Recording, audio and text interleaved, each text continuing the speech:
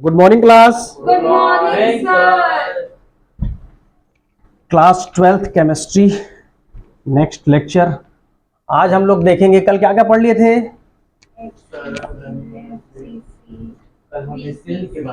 Cubic cell. कल हम लोग देख लिए थे क्या क्या क्यूबिक में किसमें है ना, क्यूबिक सेल यानी घनी सेल में हम लोग कितने टाइप का देखे थे, थ्री टाइप्स में क्या था हमारा। फर्स्ट शॉर्ट में लिख रहा हूं SCC, FCC, BCC। ठीक, SCC simple cubic unit cell, second face centred cubic cell, body centred cubic cell, इसको बोलते हैं सरल घनी इकाई सेल, इसको बोलते हैं फलक केंद्रित क्रिस्टली सेल। BCC बॉडी मतलब अंतः केंद्रित। चलिए, इसमें हम लोग देखे थे इसमें कितने परमाणु होते हैं 1, इसमें कितने होते हैं 4, इसमें कितने होंगे 2। ठीक, इसको निकाल चुके थे। इसको कैसे निकाले थे, एक क्रिस्टल लिए थे, ये हमारा क्रिस्टल है, इसके कॉर्नर में कितने कितने हो जाएंगे, first second third fourth fifth six 7 8। ठीक, SCC के लिए हर पार्ट में कितना होगा 1/8। ठीक है, तो कितना हो जाएगा 1/8, और हर एक 8 ठोक है तो कितना हो जाएगा 1। FCC में कितना होगा, FCC फेस में 1/2 इंटू कितने फेस है 6। कितना दिखेगा 3 फेस में जी, और फेस में 3 है और 8 तो सभी में रहेगा ना, ये तो सब में रहेगा। SCC जो है FCC में भी रहेगा, SCC BCC में भी रहेगा। ये तो फेस का है ना, मैं कल बताया था। ऐसे खड़े होकर देखो तो कितना फलक दिखेगा हमको 3 ठो। ठीक है, ऐसे थोड़ी करोगे। क्लियर है, तो इसका 1 जुड़ेगा तो कितना होगा ये 4। इसमें कैसे आएगा,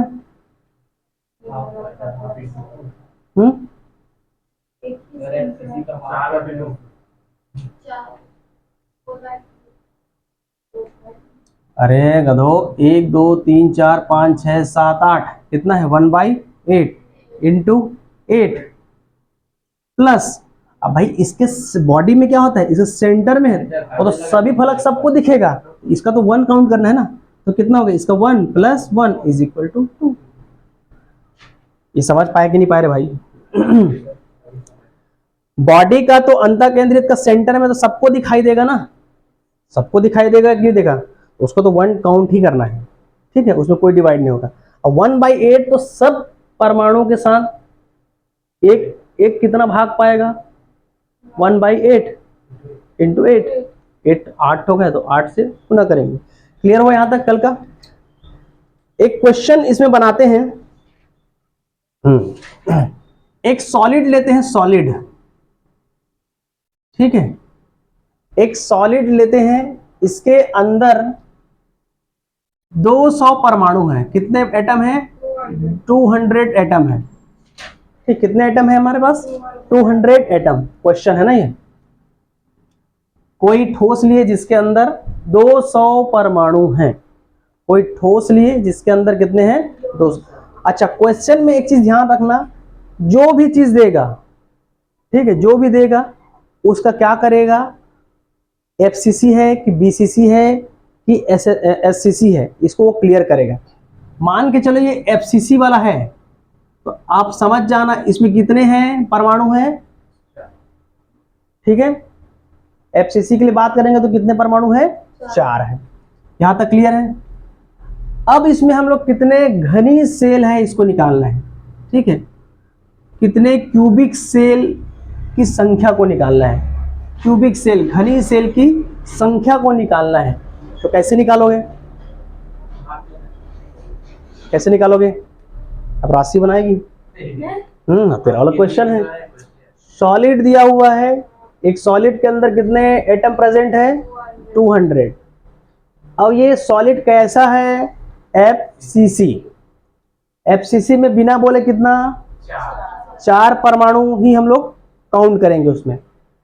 अब इस ठोस के अंदर कितने घनी सेल, कितने क्यूबिक सेल या यूनिट सेल हो सकते हैं? ठीक है, क्यूबिक की जगह आप ले लो यूनिट। ठीक है, इकाई सेल। ठीक है, यूनिट सेल या क्यूबिक सेल। ठीक है, यूनिट सेल लिया गया इसमें, यूनिट सेल लिया गया ना इसमें। तो क्या हो जाएगा? एक चीज ध्यान रखना, FCC दिया हुआ है, 4 एटम मिलकर क्या बनाएंगे? एक यूनिट सेल बनाएगा FCC में। तो एक एटम मिलकर कितने यूनिट सेल बनाएंगे? 1/4 यूनिट सेल। सही है यहां तक? इसको याद रखना भाई, ये FCC दिया हुआ है तो 4 एटम मिलकर कितने यूनिट सेल बना रहे हैं? एक। अब इसी जगह पे SCC होता, इसी जगह यदि SCC होता, सिंपल क्यूबिक सेल होता, तो यहां पर मैं कितना लेता? 1 atom is equal to 1 unit cell. अब इसी की जगह BCC रहता तो 2। करेक्ट? ठीक है, इसके जगह BCC रहता तो 2, तो 2 एटम मिलकर कितना यूनिट सेल बनाएंगे? 1 एटम। है ना भाई? यहां पर क्लियर कर दिए कि 2 एटम मिला हुआ है तभी क्या बना है। कैसे निकाले हो ये देखो। क्लियर है यहां तक? तो अब हमको 200 एटम का निकालना है, तो 200 एटम इज इक्वल टू कितना हो जाएगा? है 1/4 इंटू 200 यूनिट सेल। तो कितना हो जाएगा? 50 यूनिट सेल। Answer clear? तो ये न्यूमेरिकल आता है। अब वो समय बताएगा आएगा कि नहीं। चलिए बढ़े आगे, इसको इरेज करें।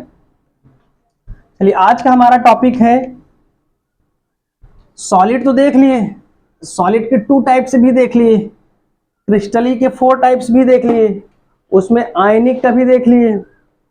आयंस में अब हमको देखना है घनी सेल का घनत्व। क्या निकालेंगे? घनत्व। घनत्व। ठीक है, हाँ, density of cubic cell. Density of cubic cell. Clear है यहां पर? अब घनी सेल कैसे बनेगा भाई? एकदम घना कैसे बनेगा? सॉलिड का बेस पार्ट कौन सा है? सॉलिड ठोस का बेस पार्ट कौन सा है? ज्यादा एकदम ठोस होगा तो ज्यादा घना होना पड़ेगा। किसको? यूनिट सेल को। कल आप बनाए थे ना भाई, ये हमारा क्या हो गया? यूनिट सेल है। बहुत सारे यूनिट सेल मिलकर एक ठो क्या बनाएंगे? क्रिस्टल। कल जो डायग्राम बनाया था उसमें कितना था? 8। सामने का 4 और पीछे का 4। ठीक है, तो यहां पर हम देख सकते हैं कि ये डिवाइडेड है x, y और z में। ये हमारा क्या है? यूनिट सेल है, इकाई सेल है। इकाई सेल एकदम घना घना पास रहेगा, बहुत ज्यादा बनेगा, तभी तो वो कैसा बनेगा? ठोस बनेगा। मतलब डेंसिटी ज्यादा, घनत्व ज्यादा, तो ठोस उतना ही सॉलिड। तो हमको क्या निकालना है? घनत्व। ठीक, घनत्व का सीधा सीधा फार्मूला क्या होता है जी? द्रव्यमान बटे आयतन। द्रव्यमान बटे आयतन। यहां तक किसी कोई दिक्कत? किसका डेंसिटी निकाल रहे हैं? यूनिट सेल का। किसका निकाल रहे हैं? यूनिट सेल का। किसका डेंसिटी निकाल रहे हैं? यूनिट सेल का। तो द्रव्यमान भी किसका निकालूंगा? मास किसका निकालूंगा मैं? यूनिट सेल का। ठीक। आयतन भी किसका निकालूंगा? आयतन मतलब वॉल्यूम। वॉल्यूम भी किसका निकालूंगा? यूनिट सेल का। यहां तक क्लियर हुआ? क्लियर है कि नहीं? घनत्व का सिंपल फार्मूला निकाले हैं, द्रव्यमान बटे आयतन। टॉपिक समझ में आया? देखो भाई धीरे धीरे आगे बढ़ रहे हैं, तो अब ठोस को एकदम घन बताना है तो घन का तो कुछ इस वो फार्मूला निकालना पड़ेगा ना। हम लोग यहाँ पर अब फार्मूला निकाल रहे हैं। कोई भी ठोस कितना डेंस है, कितना घनत्व है, उसके लिए फार्मूला क्या होगा? फार्मूला यहां से निकाल रहे हैं। ठीक है, चलिए। तो सबसे पहले क्या निकाल लेते हैं? वॉल्यूम निकाल लेते हैं, बहुत सस्ता है। वॉल्यूम, वॉल्यूम किसका? यूनिट सेल का। यूनिट सेल का निकालोगे कि क्यूबिक सेल का निकालोगे? यूनिट का निकालेंगे ना भाई, ठीक है, तब तो ये क्यूब बनेगा। क्लियर? चलो हाँ ठीक। तो ये होता है ए, इसका भी होता है ए, और इसका भी होता है ए। क्यूब जान गए? सभी में ए याद करो। मैं चार्ट बताया था क्यूबिक के लिए, A is equal to B is equal to C. तो सभी बराबर रहते हैं, इसका मतलब ए बी सी डी नहीं लिखना है ना। ए इसका भी वैल्यू ए है, बी की वैल्यू भी ए है, और सी की वैल्यू भी ए है। इसमें सेकंड कंडीशन लिखा था alpha is equal to beta is equal to gamma is equal to 90। सभी एक दूसरे से कितना है? 90 के एंगल में। चलो, तो यहां पर वॉल्यूम क्या हो जाएगा? लंबाई गुणित चौड़ाई गुणित ऊंचाई, length into breadth into height, that is what? A cube. यहां तक क्लियर है? इसका यूनिट निकाल लेते हैं। इसका यूनिट क्या होता है? मास का अपॉन मीटर। इसको ध्यान देना ना, केजी अपॉन मीटर क्यूब आना चाहिए। जब लास्ट में हम फार्मूला निकालेंगे तो कोई भी क्रिस्टल जो होता है, कोई भी क्रिस्टल जो होता है वो बहुत छोटे आकार का होता है, वो पिकोमीटर में होता है। किसमें होता है? पिकोमीटर में। किसमें होता है? पिकोमीटर। ए की वैल्यू किसमें रहता है? पिकोमीटर में। किसमें रहता है?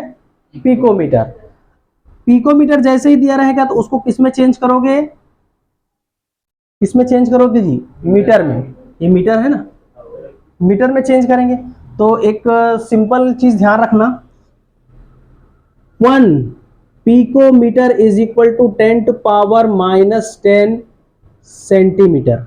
अच्छा, मीटर क्यूब भी ले सकते हो, इसको सेंटीमीटर क्यूब भी लिख सकते हो, है ना। जब केजी ले रहे हैं तो क्या हो जाएगा? केजी। मास का क्या, द्रव्यमान का कितना होता है? केजी लेते हो हमेशा। MKS kilogram. सीजीएस में क्या लेते हो? सीजी, जी मतलब ग्राम, छोटा यूनिट हो जाता है। ठीक है। एफपीएस में एफपी, ठीक है। एसआई में केजी। क्लियर? इसको ऐसा भी लिख सकते हो, सेंटीमीटर क्यूब। समझ पाई? ये तो यूनिट है जी, ये तो यूनिट है। वीडियो चल रहा है ना भाई। द्रव्यमान का यूनिट क्या होता है? जैसे तुम दुकान में गई, 1 किलो शक्कर मांगेगी तो किसमें तौलेंगे? थर्मामीटर में। थर्मामीटर में नहीं तौलेंगे, है ना। उसका एक यूनिट है, समझ आया? थर्मामीटर में तौलेंगे कि सेंटीमीटर में? 1 किलो शक्कर आया तो सेंटीमीटर तौलेंगे। किसमें देंगे? मीटर में। कैसे? ऐसे शक्कर को निकालेंगे, ऐसे 1 किलोमीटर से बिछा देंगे, ठीक है। ले तेरे 1 किलो शक्कर उठा ले करके, ऐसा होगा क्या? तो इस दुनिया में हर एक चीज को मापने के लिए एक फिक्स पद्धति बनाया गया है, जिसको आप क्लास 11th में मापन की पद्धतियां पढ़ चुके हो, ठीक है। 1 किलो शक्कर यदि आप सदा दुकान से लोगे ठीक है, और उसी शक्कर को आप अमेरिका जापान में लोगे वो बेचारा फेमस हो जाएगा, पता है कि हमारा वीडियो अच्छा चल गया ना तो सारा दुकान फेमस हो जाएगा। ठीक है, तो बेचारे का बाल वाला नहीं बोलना ना, ठीक है सब में वो पृष्ठ हो जाएगा पूरा प्रबल दुर्लभ, बाल जो है पास पास रहेगा तो विभव ज्यादा, और दूर दूर है तो वो बेचारे, हाँ उस चलिए यहां पर आते हैं, द्रव्यमान को किससे मापते हैं? किलोग्राम। ठीक, आयतन, आयतन का फार्मूला होता है लंबाई गुणित चौड़ाई गुणित ऊंचाई। लंबाई को किस में मापेंगे? मीटर में, ये लो मीटर में। चौड़ाई को किस में मापोगे? मीटर में। ऊंचाई को किस में मापोगे? मीटर में। तो ये क्या हो जाएगा? सीधा सीधा मीटर क्यूब। अब मापन की पद्धति देखोगे, जिसमें यदि ग्राम लिखा रहता ग्राम, तो पर आपको सेंटीमीटर क्यूब लिखना पड़ता। ठीक है, तो ये किलोग्राम लिखा हूं तो मीटर लिखूंगा, यदि ग्राम लिखा हूं तो क्या आ जाएगा? सेंटीमीटर पर। ये किसमें है? एम के एस या एस आई। ये किसमें है? सी जी एस। इस चीज को क्लियर रखे रहना भाई। ठीक है, चलो इसको सबको याद रहना चाहिए, सबको याद रहना चाहिए, कल आते ही पूछूंगा। 1 पिकोमीटर इज इक्वल टू कितना होता है? 10 टू पावर -10 सेंटीमीटर। तो मीटर में कितना हो जाएगा रे भाई? 10 टू पावर -12 मीटर। याद करो, कितने बार याद करवाया हूं मैं? पिको, फेम्टो, ईटो, 18 से लेके -18 तक। ठीक है, काम आ रहा है। पिको के बाद आता है angstrom. 1 angstrom is equal to 10 to power -8 centimetre. तो मीटर में कितना हो जाएगा? -10 मीटर। ठीक है, इसके बाद आता है 1 नैनोमीटर। नैनोमीटर का होता है 10 to power -7 centimetre. 10 to power -2 जोड़ो तो 9 हो जाएगा मीटर। इसके बाद छोटा यूनिट आता है 1 माइक्रोमीटर। 1 माइक्रोमीटर इज, अब ये मत बोलना कि आपके सिलेबस में नहीं करके, हाँ ठीक है। 1 micrometre is equal to 10 to power -5 centimetre. तो ये कितना हो जाएगा? 2 जोड़ो -7 मीटर। ये 4 होगा और 6 माइक्रोमीटर की 6 क्या 6 होगा? -6 मीटर होता है माइक्रोमीटर और सेंटीमीटर -4। हाँ ठीक है, चलो वो उसी के रेंज में है। ठीक है, ये कितना हो जाएगा? 4। ठीक, ये एक सिंपल है जिसको आपको याद रखना पड़ेगा। ये कब काम आएगा? जब आपको न्यूमेरिकल दिया रहेगा। इसको मिटा दो, इसको मिटा देते हैं। इसको समझ गए? इधर तो जगह है ना, अभी चलो बना देते हैं। बहुत जगह है ऐसा, चलिए यहां पर देखिए, अब कंटिन्यू करते हैं। नहीं, मिटाना पड़ेगा क्योंकि बड़ा बड़ा फार्मूला आने वाला है ना।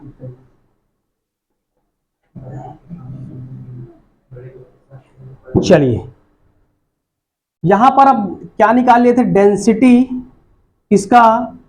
यूनिट सेल का हमको निकालना है फार्मूला। तो क्या होता है फार्मूला? मास अपॉन मास किसका? यूनिट सेल का मास निकालेंगे अपॉन वॉल्यूम किसका? यूनिट सेल का। ठीक है, क्यूब कब बनेगा? जब बहुत सारे यूनिट सेल का निकालोगे तब क्या बनेगा? क्यूब। क्लियर है? ठोसों के अणु या परमाणु जितना पास होंगे, पास आने का ही मतलब है घनत्व ज्यादा। ठीक है, तो उसी को निकाल रहे हैं। वॉल्यूम निकाल लिए है ना, आयतन, आयतन या वॉल्यूम निकाल लिए आप। कितना निकाले हो भाई अभी? वॉल्यूम क्या निकाल लिए? ए क्यूब निकाल लिए। ठीक है यहां तक। अब हमको निकालना है मास। मास, द्रव्यमान। ठीक है, जैसे दीनमान होता है वैसे क्या होता है? द्रव्यमान। ठीक है, तो दीनमान निकालना है अब। तो किसका निकालना है भाई? ये छोटू का। छोटू कौन है? Unit cell. बहुत सारे यूनिट सेल एकदम पास पास हो जाएंगे तो सॉलिड कैसा है? मोर डेंस, अधिक घनत्व वाला। ठीक है, इसकी लंबाई a, इसकी लंबाई a, इसकी लंबाई a। ठीक है, इसको 3D में ले लो, x, y और z। चलो रे भाई कितने मुंडी होते हैं इसके? 1 2 3 4 5 6 7 8। चलो अब कहाँ जाएंगे? एक परमाणु का, एक परमाणु का द्रव्यमान, ठीक है ना भाई? पहले एक परमाणु का निकालेंगे। एक परमाणु के द्रव्यमान गुणित कुल परमाणु। क्या मैं फार्मूला सही लिखा हूं भाई? द्रव्यमान निकालना है तो पहले एक ठोका निकालूंगा और उसमें कुल परमाणुओं की संख्या कितनी है। सही है? यहां तक एकदम क्लियर कट है भाई, इसमें कोई बेवकूफ बनाने वाला काम नहीं हो रहा है। द्रव्यमान निकाल रहे हैं तो ये क्यूबिक सेल है, तो एक परमाणु का ये जो एटम लिया गया है, ये जो मुंडी दिख रहा है, ये हमारा एटम भी हो सकता है, मॉलिक्यूल भी हो सकता है, डिपेंड करेगा। ये पार्टिकल्स भी हो सकते हैं, बहुत सारे कुछ मिलकर तो ही सॉलिड बनाएंगे ना। इस छोटे वाले का एक परमाणु का द्रव्यमान निकल जाएगा और गुणा कर देंगे कुल परमाणुओं की संख्या। जैसे इसी का निकालोगे, एक परमाणु कितना है? एक ठो है। कितना ठो है इसमें? 8। तो इसका द्रव्यमान कितना निकल जाएगा? 8। एक का यदि 1 kg है, टोटल कितना है? समझ आ रहा है? अब केजी तो नहीं होगा भैया, एटम है, मतलब पिकोमीटर में होगा ये। ठीक है, छोटा छोटा है, दिखेगा थोड़ी भाई। कार्बन के एक परमाणु तो देख सकते हो क्या? नहीं देख सकते। बहुत सारा कार्बन लेना पड़ेगा आपको। बहुत सारे कार्बन लोगे तब आपको कहीं ना कहीं वो 12 जो आता है ना, एक अणुभार पढ़े होगे आप लोग, अणुभार, कक्षा 11वीं में। अणुभार, मॉलिक्यूलर वेट, हर एक का एक मॉलिक्यूलर वेट होता है। जैसे सोडियम, एक मैं एग्जांपल ले रहा हूं, सोडियम Na, इसका जो अणुभार होता है वो 23 ग्राम होता है। कार्बन का होता है 12 ग्राम।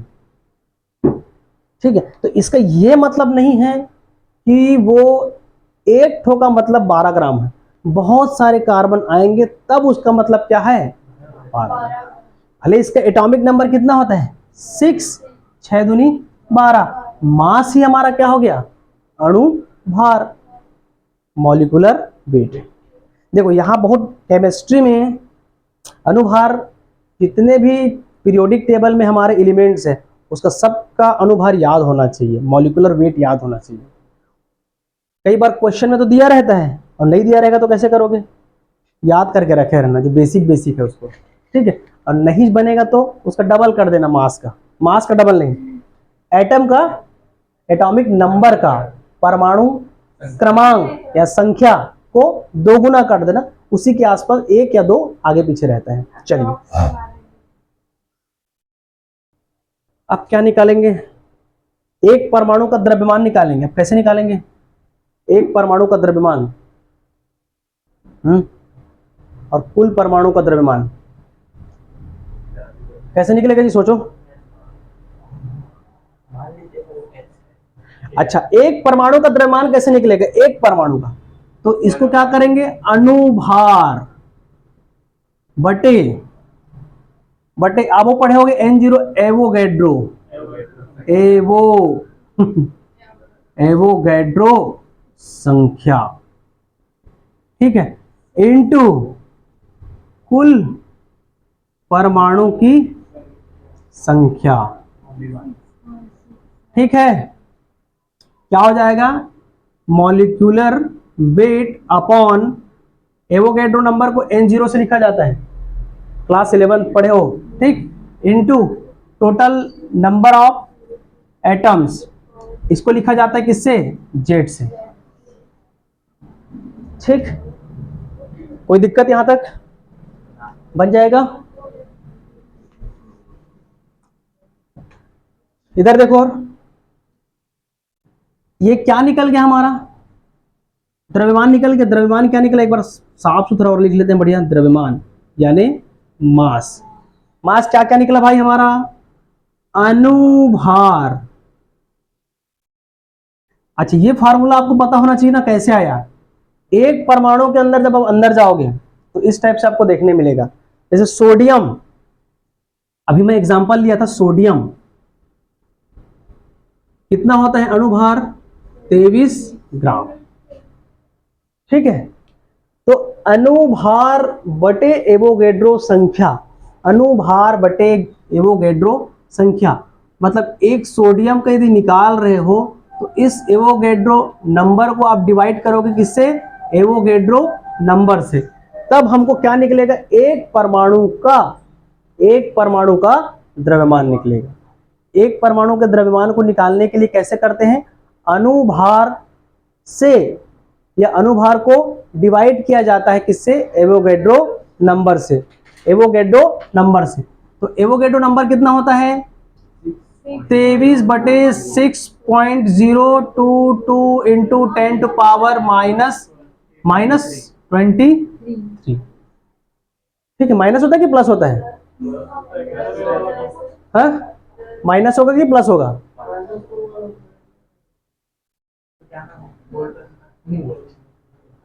माइनस होता है कि प्लस होता है जी, क्या हो गया, होगा सर।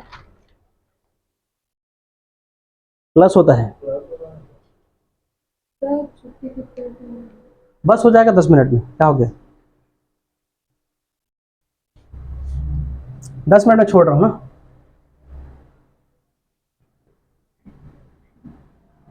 कितना हो जाएगा, तो बहुत बड़ा यूनिट हो जाएगा। एवोगैड्रो संख्या कितना दी है देखो तो उसमें,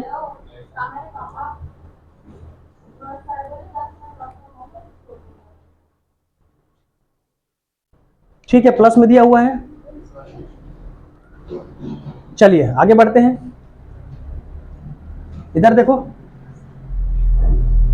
तो एवोगैड्रो संख्या कितना होता है, 6.022 इंटू 10 टू पावर 23, यही दिया है। चलिए तो यहां पर क्या हो जाएगा, अणुभार बटे एवोगैड्रो, एवोगैड्रो संख्या गुणित कुल परमाणु संख्या, कुल परमाणुओं की संख्या। तो ये क्या निकल गया हमारा, द्रव्यमान।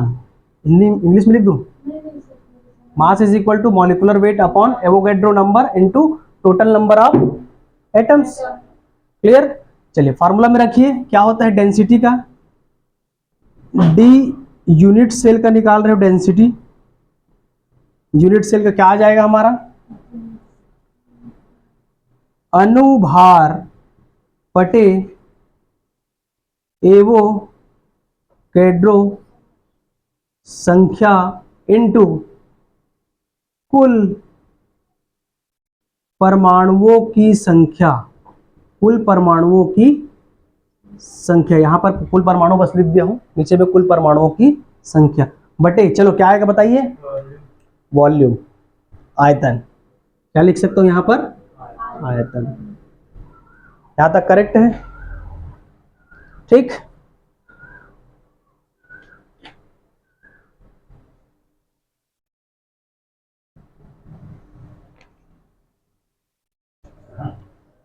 चलिए यहां पर क्या हो जाएगा, डेंसिटी निकाल रहे हैं किसका, यूनिट सेल का।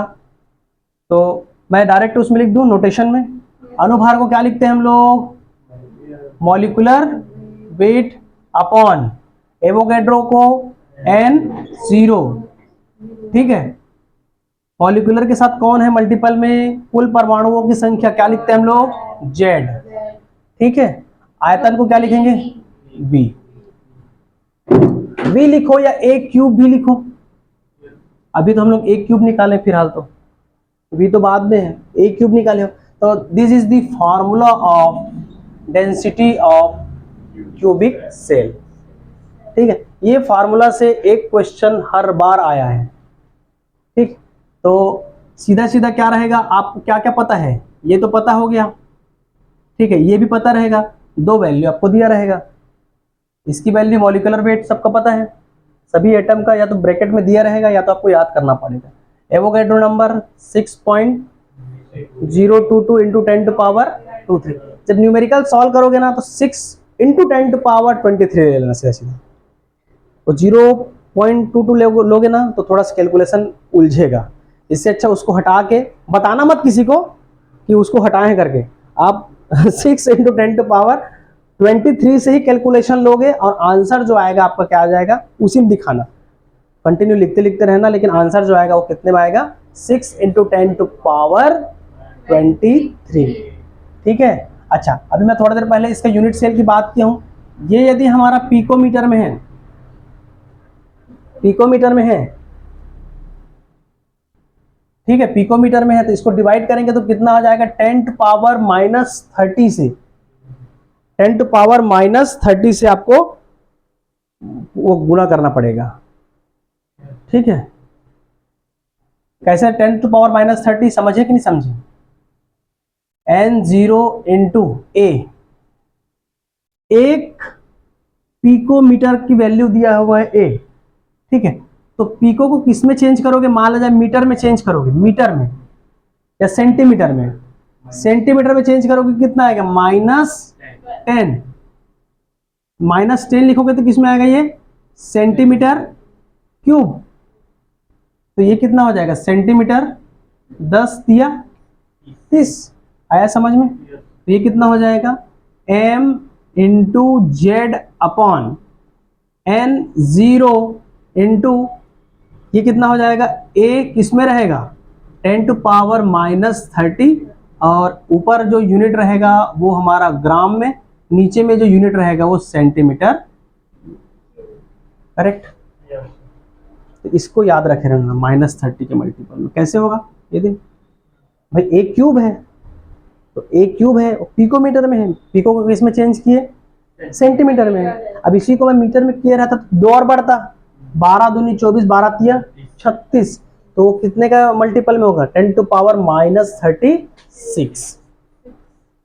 याद आ रहा है। तो इससे रिलेटेड और बहुत सारे न्यूमेरिकल्स हो सकते हैं। चलो आज का क्लास यहीं रोक रहा हूँ, ठीक है, thank you class. Thank you sir.